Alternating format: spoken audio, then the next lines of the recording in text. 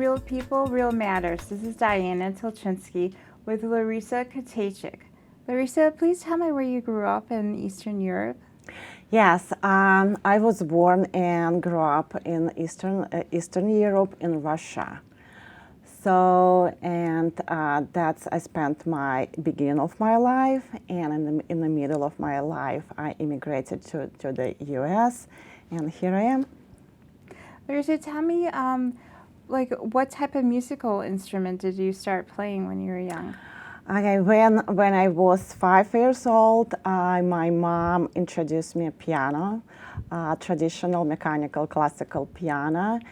And she said, yeah, Larisa, it's a good time to start piano. Think about that.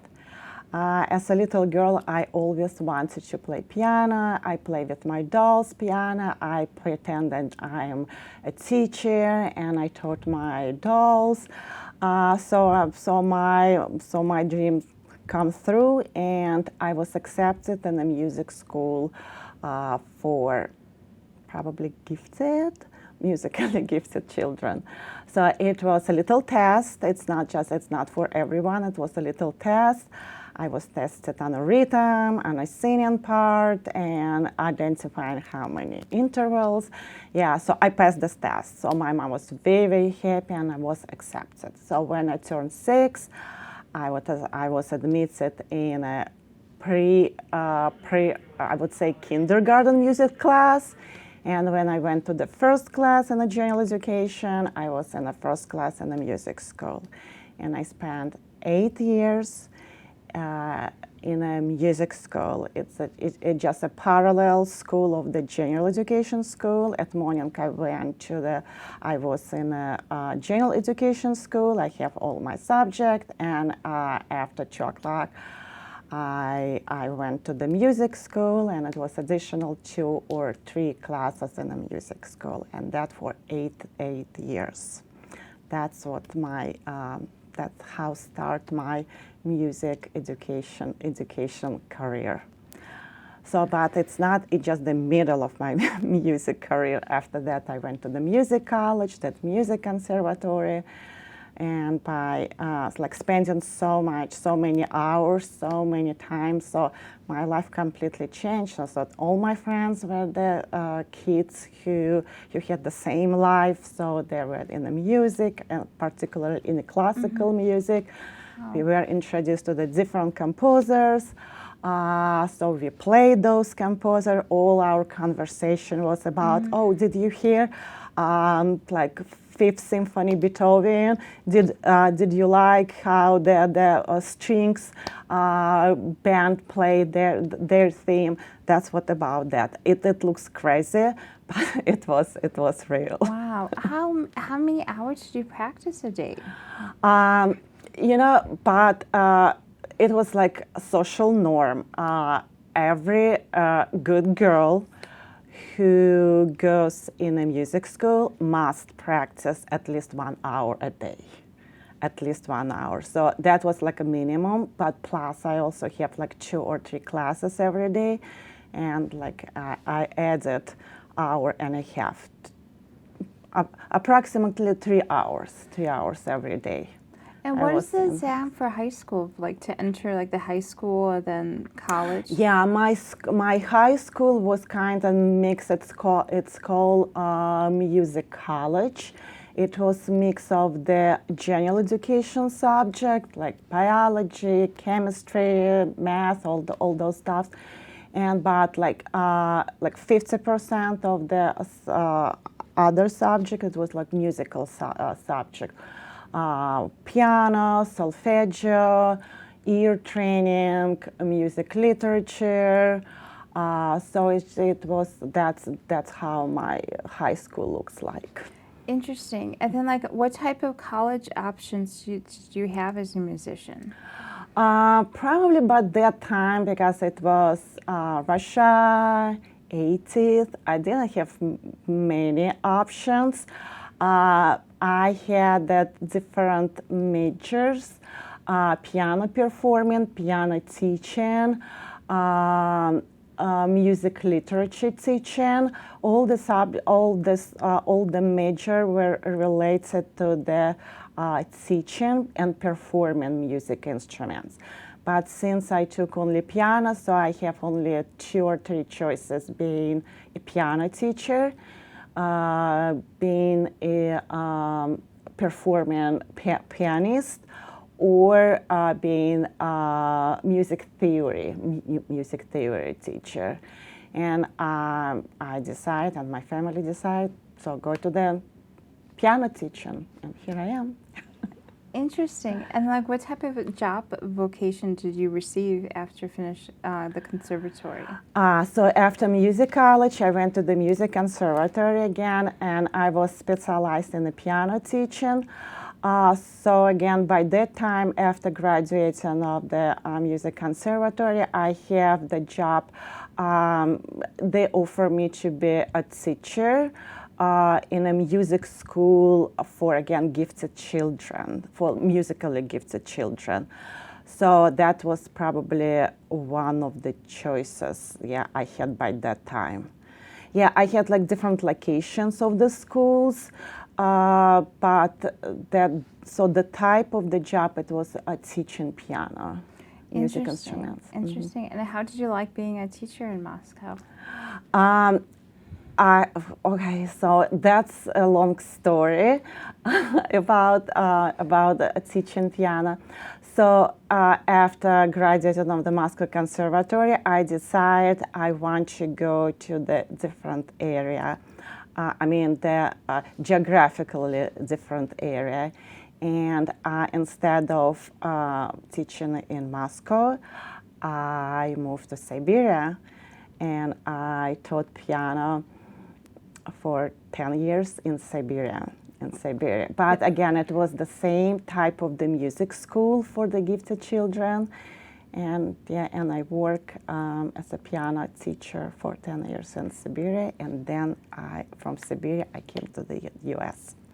Interesting. It must be very eclectic to be in Siberia for 10 years. How did you meet your husband there? Yes, it was a long story. Again, it was beginning of the 90s. It was still Soviet Union, and the many people from different parts of Russia came to the Siberia, because in Siberia they offer more, like the salary was like 2 or 3 times greater than in Moscow or different region of Russia. And it was pretty attractive fact for the young, ambitious, people to come. So my future husband came from Belarus, and we met each other, so we fell in love. And we get married. Nice. Yes. Larisa, tell me, what are you doing now in America? So after immigrating to the U.S., because my husband's family immigrated to the U.S. in the beginning of 90s.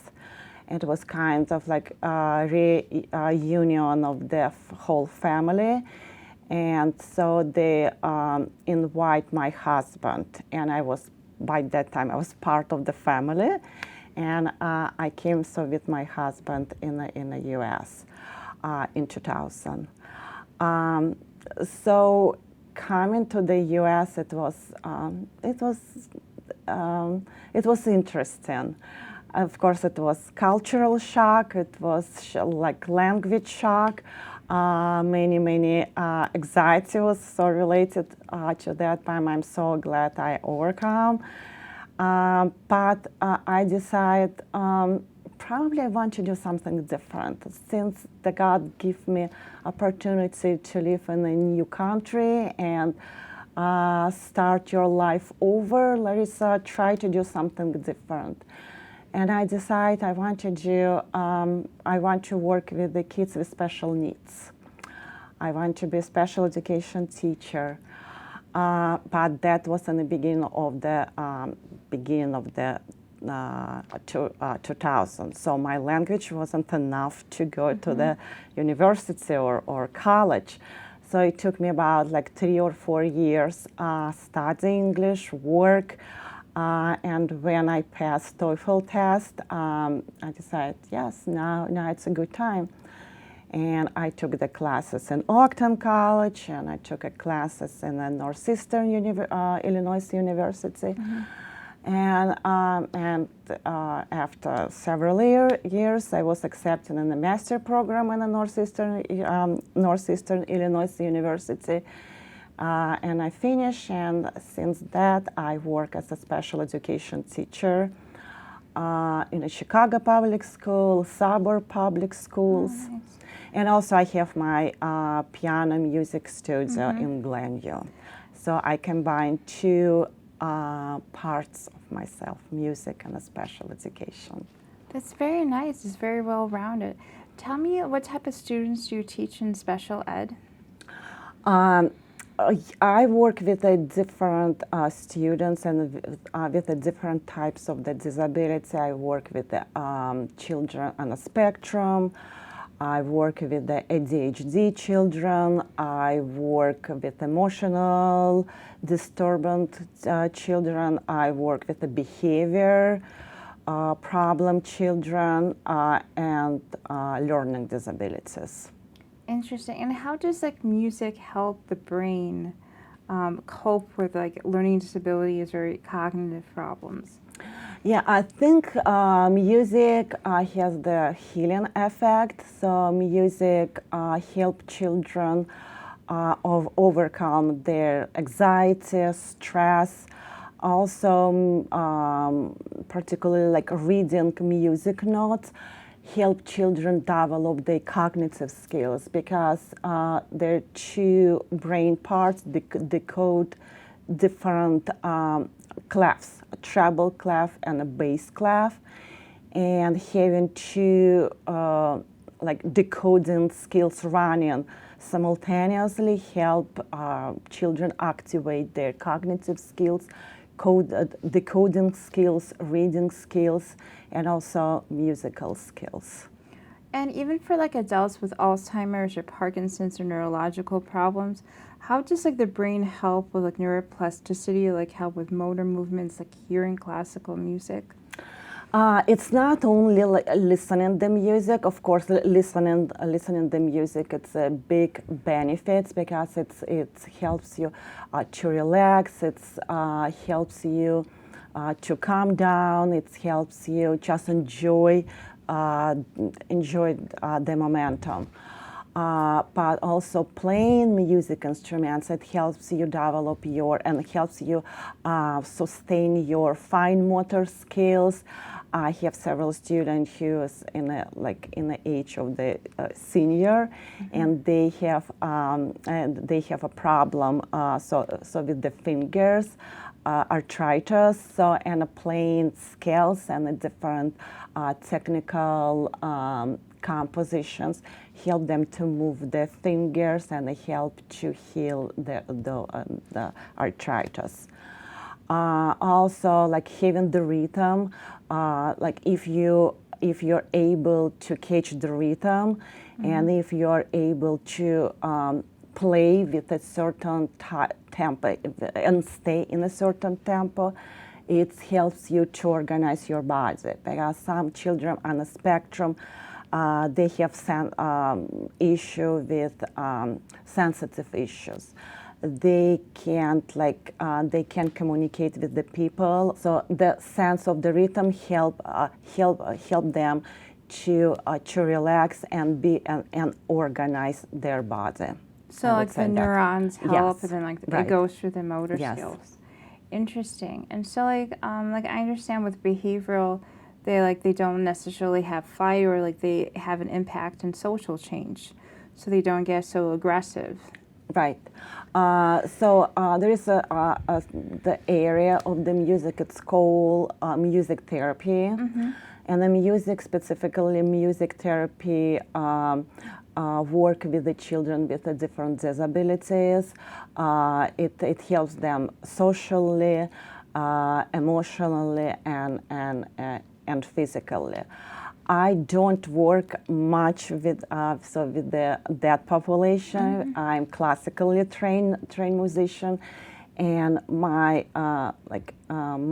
student, most of my students, the students who play and who play publicly, who perform on a stage, who participate in the different competitions. So I enjoy work with that population, so with the children. But I still have the children who take the piano because they desperate, they need help.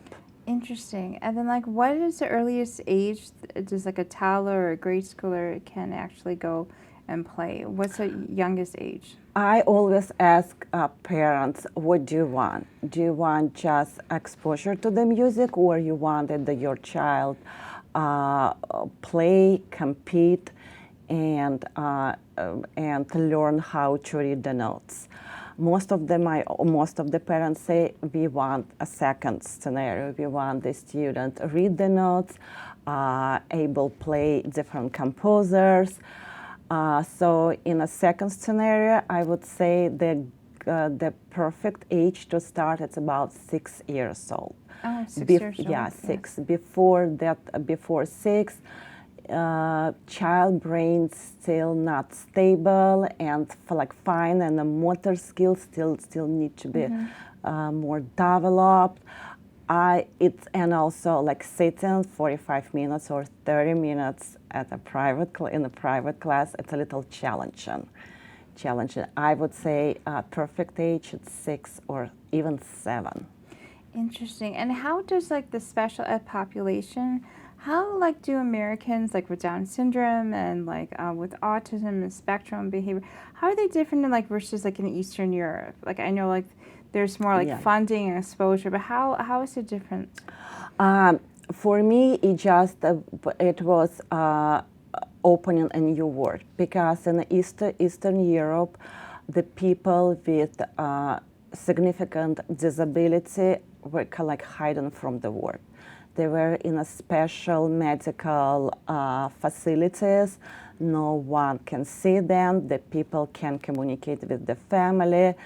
It was a very unfortunate situation. Even the child, it could be high functioning child with the spectrum, but that child didn't go to the school because so by that time we had only general population, no special education, no kids were welcomed. So by that time in a general education. So, and I would say that I didn't in my so between my friends, I don't remember that somebody had a disabilities. It's very unfortunate, yeah. Yeah, they're sort of like closed. Yeah, like, so the closed. Yes. So the people was like locked, I would say, in a medical.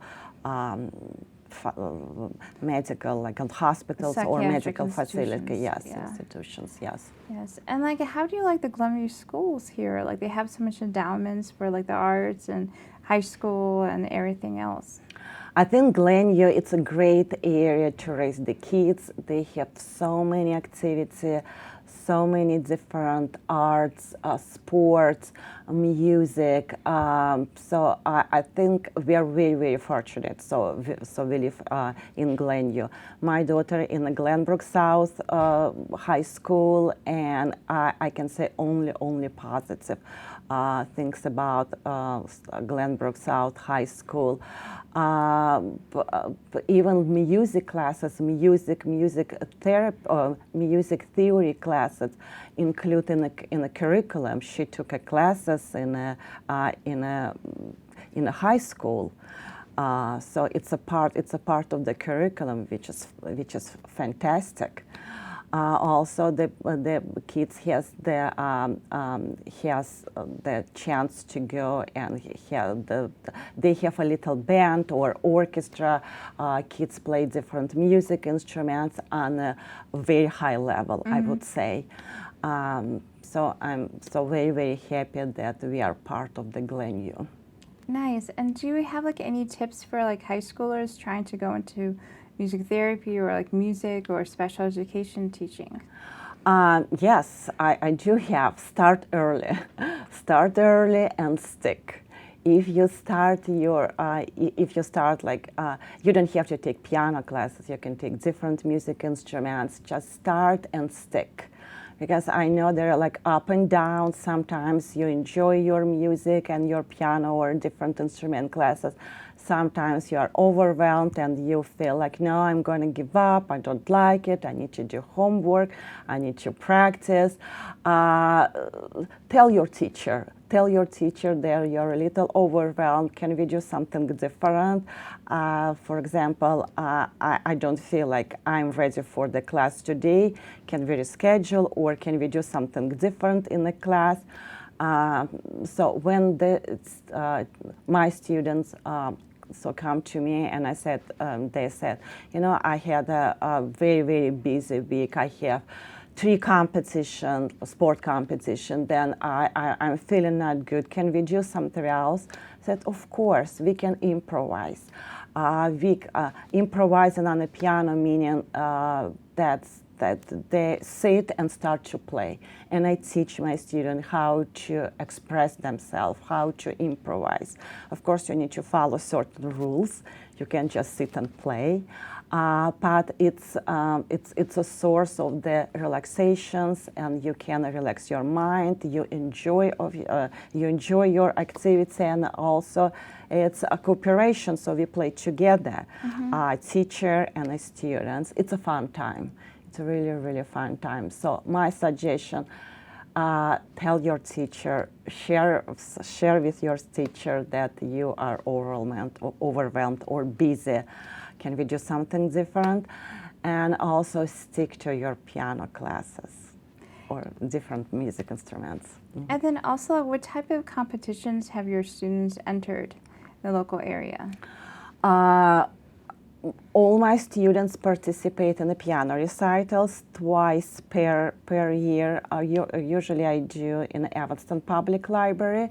And also some of my students who want to perform, who wants to be on a high level, and I have a lot of high achievements students. We do Sonata Sonatina Festival.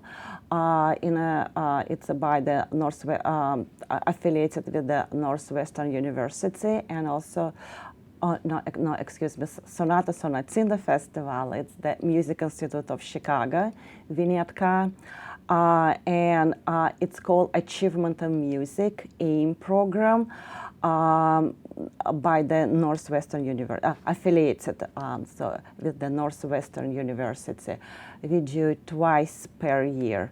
So the student need to take theory test and performance test. In the performance test includes several parts. It's a technique, a scales, arpeggio, triads, plus 3 compositions from the different music epoch, Baroque, classical, romantic, or 20th century. And after completion of the test, they get the certificate and a little trophy, and that certificate helps them it's just straightened up their resume for the college, because it's a good things to do, and also mentioned Northwestern University kind of give you more credits. Interesting. And do you have any endeavors for the future, like opening up your Glenview practice for more students? Yes, I always all piano student thinking about bringing more student in the class. Yes, I'm fortunate because I have many students, but I always open for the new talented young kids. Interesting. And how many students do you teach per year? I would say a lot. I don't remember exactly, and don't say 5. Wow. And do some of them go professionally? I have several students who decided to go for the music career. And also I have the student who minor in piano. They took different classes, let's say, so they want to be a lawyer or different, and also, but because they spent so much time playing the piano, they minor in piano. Larisa, thank you for being in my show. Thank you for having me. Thank you for watching Real People, Real Matters. This is Diana Tulchinsky. Please watch us again.